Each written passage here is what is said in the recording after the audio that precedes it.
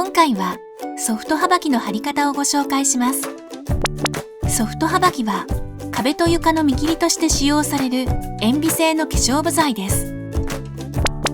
こちらの道具を使って DIY します。水性のはばき用ボンドをはぎれの上に出して、はばきのサイズに合ったヘラで壁側にボンドを塗ります。はぎれを壁に沿わせて床を保護しながら、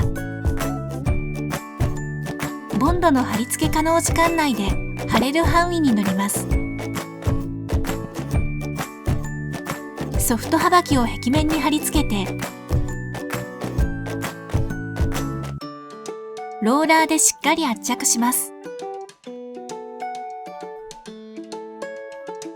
R 割りタイプのソフトはばきは R 部分を床側にして貼ります。継ぎ目は少し重ねてスライドさせながらはめ込むと、ボンドがはみ出すことなく貼り付けることができます。もしボンドがはみ出たら、濡らした雑巾ですぐ拭き取りましょう。入り墨を折り曲げて貼る場合、しっかり角を押さえます。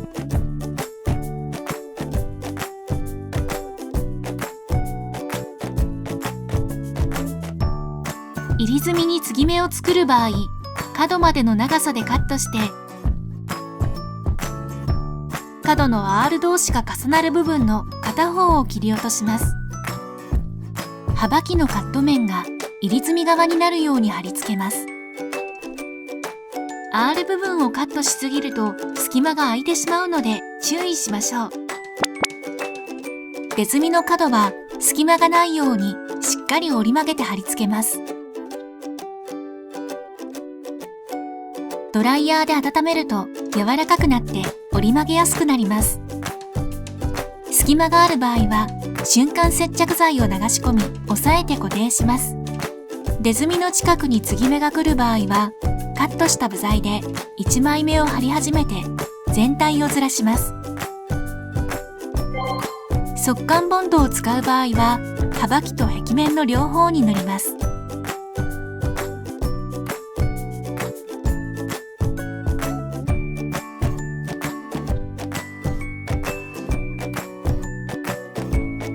ボンドを触ってもつかないくらいに乾燥させてから貼っていきます。初期接着力が強いので、初めからきっちり位置を合わせて貼りましょう。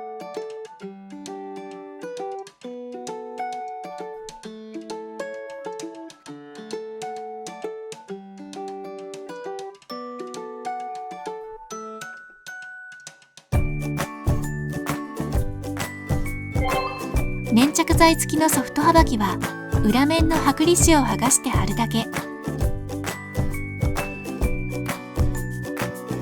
位置を決めたら全体を押さえてローラーで圧着します。カット方法や入り墨出墨の処理はボンドタイプと同じです。